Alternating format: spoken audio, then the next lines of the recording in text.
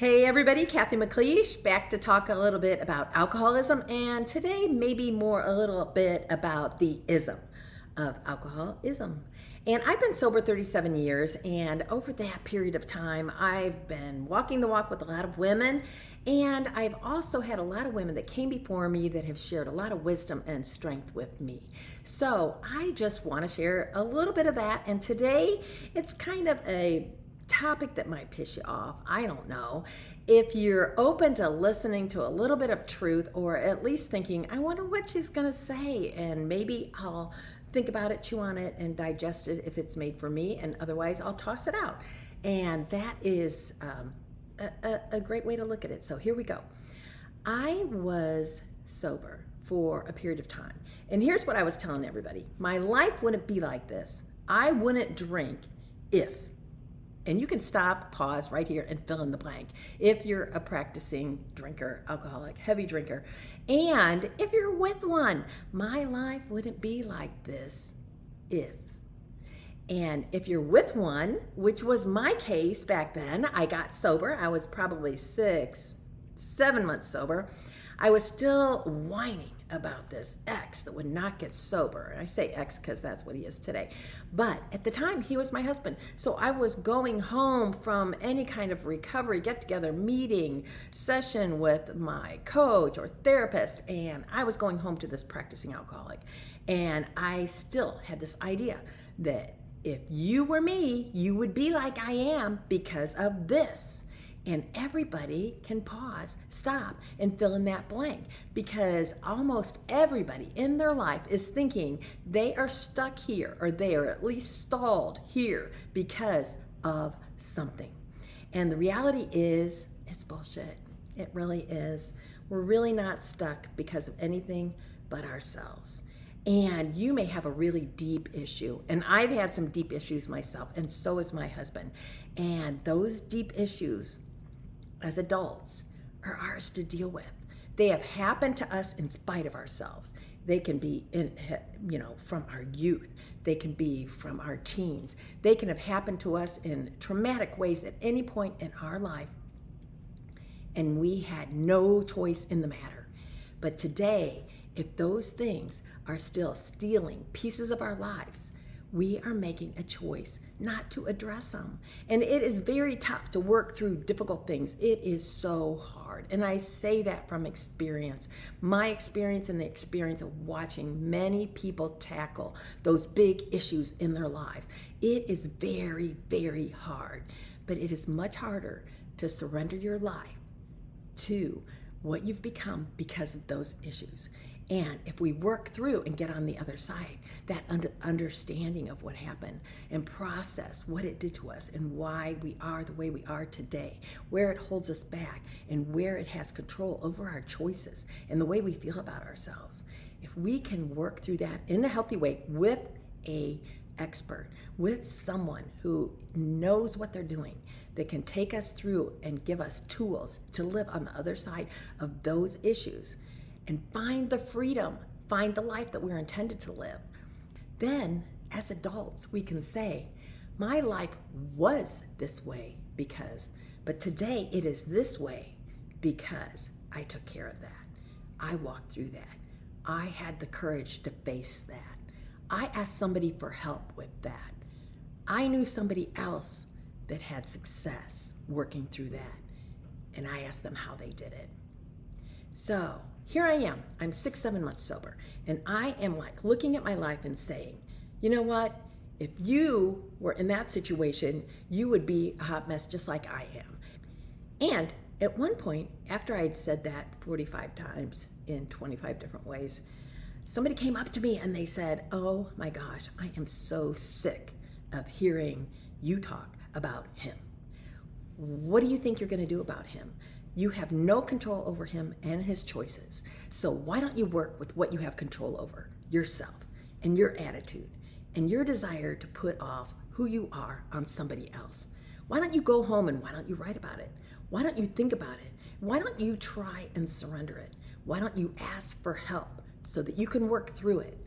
so that you can have the freedom that is on the other side. And if you don't want to do that, if you continue to do what you're doing, I would have to imagine that you like living the way that you're living. That for some unhealthy reason, you are choosing to live the way that you are living and blaming everything on this other person. I was devastated when that person said that to me. Actually, devastated isn't the right word. I was like irate. I was like, screw you, get out of my face. What do you know? You have no idea. And you know what works for me? What works for me is when people piss me off, because then I chew on it. Then I look at it. Then I toss it around. I toss it around. I toss it around. And in my best moments, I find the truth in what they said. I look at it, and all I ask of that power that I kind of count on when my thinking isn't enough, is I ask to see the truth about what is bothering me. And then I get a little bit, a little piece, a little idea about maybe that is right on. Maybe that bothers me because it is the truth. Maybe the reason that I've never wanted to look at that is because I might have to unpack it and walk through it. And so that is only one small example in my life of where somebody came face to face with me and said, look at the truth and look at yourself and not this person and not that institution and not that situation. And there are so many of those in my life, especially when I was young. And when something would happen to me when I was young, I would look at that with this little girl mind. I would tell myself why that happened with the intelligence of a 6-year-old, an 8-year-old. I would say, that happened because nobody likes me. That happened because I'm not worth their attention. That happened because my sister is her favorite. That happened because my dad likes boys best. That happened, fill in the blank. Because I deserved it? Because I'm no better than that? I had a pattern of telling myself the answer to questions I couldn't have fathomed at that age.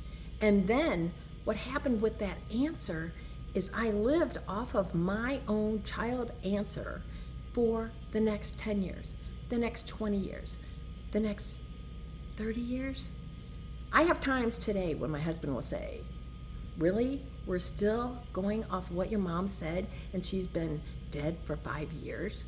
And I'll have to look at it and say, when am I going to lay that to rest? It's not even true.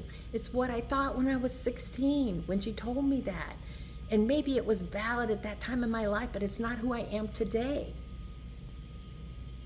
The message is, and it's a really tough message to hear sometimes, is that if there is something standing in the way of what I want, it is me. It may appear to be that situation that happened to me when I was 16, that man that I married when I was 21, those parents that I had for the first 18 years of my life. It may appear to be that, but it is me, because I don't want to look at how those things affected me. And if I look at how they affected me, of what they did, of that twist that they had in my life when my dad said, you will never amount to anything. And my dad didn't say that. He said things that affected me, but that wasn't one of them. But I have worked with people that you could see their life going on a beautiful path, and then their dad said one too many times, you are never going to amount to anything. And then they told themselves, why do I try? I'm never going to amount to anything. So they bought that bill of goods and they took it into their mind and accepted it as their future. And it became their future. And yet, at 25, at 35, they're unpacking that and looking at that and saying, that isn't who I am. That is what he told me, and that is what I bought into back when I was so impressionable, but that's not who I am, and I choose differently today.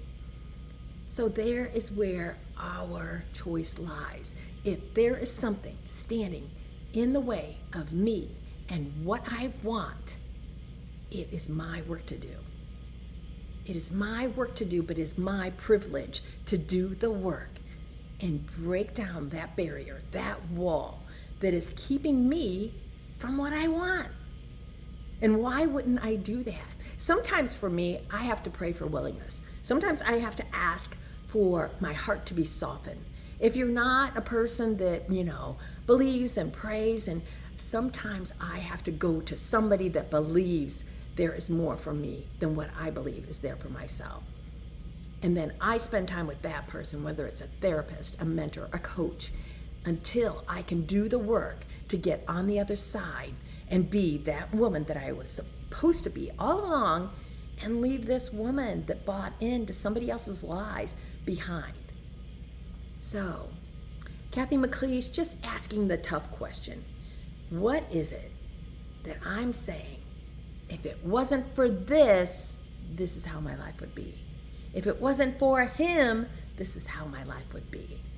Because I am the one standing in the way of what my life is supposed to be. And it's just my work, my privilege to do something about it. And when I do, the benefits are mine. Somebody else may benefit, and that is awesome. Icing on the cake. But the benefits are mine. So today, make a choice. Make a choice to do for you what needs to be done to tear down that wall of whatever it is between me and what I want.